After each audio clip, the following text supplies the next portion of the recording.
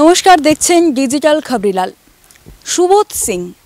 সুবোধ সিংকে হয়তো আপনারা অনেকেই চেনেন না, তবে এই সুবোধ সিংয়ের নাম নিতে গেলে যেই নামগুলি আগে নিতে হয় সেগুলি হলো গ্যাংস্টার, জুয়েল থিপ, তোলাবাজ। যেই সর্বনামগুলো খুব একটা ভালো নয়, অর্থাৎ বোঝাই যাচ্ছে একজন কুখ্যাত নাম হচ্ছে এবং অপরাধী এই সুবোধ সিং। তাকে এবার আনা হচ্ছে আসানসোলে। কিন্তু কেন?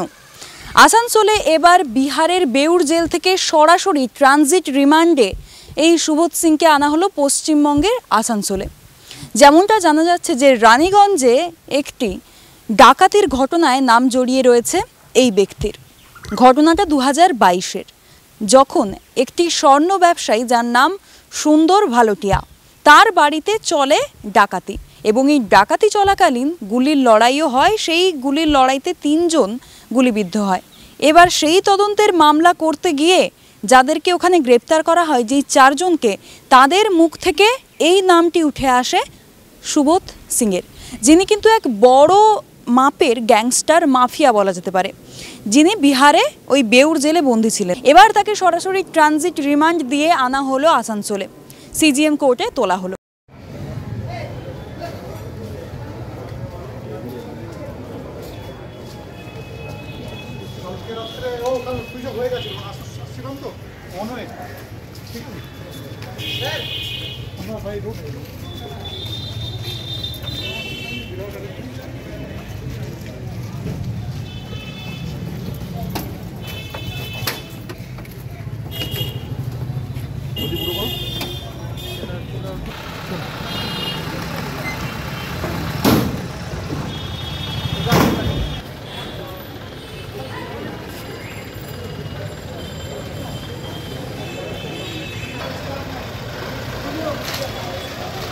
একদম ফোকাস করবি।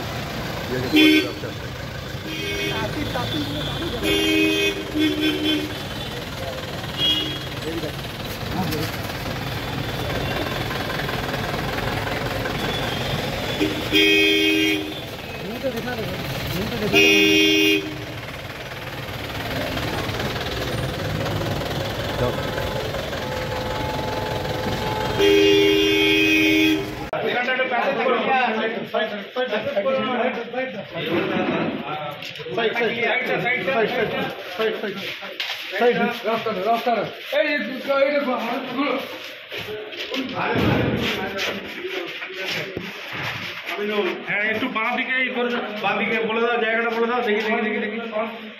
হ্যাঁ, শুধুমাত্র যে 2022-এর ঘটনাতে সুবোধ সিংকে আসানসোলে তোলা হলো কিংবা সিজিএম কোর্টে তোলা হলো এমনটা নয়। চলতি বছরেই 9 জুন রানীগঞ্জে আরও একটি স্বর্ণ চুরির ঘটনা ঘটে। 5 জনকে এখান থেকে গ্রেপ্তার করা হয়েছে এবং যাদের মুখে কিন্তু আবারও নাম উঠে এসেছে, সংযোগ পাওয়া গিয়েছে এই সুবোধ সিংয়ের।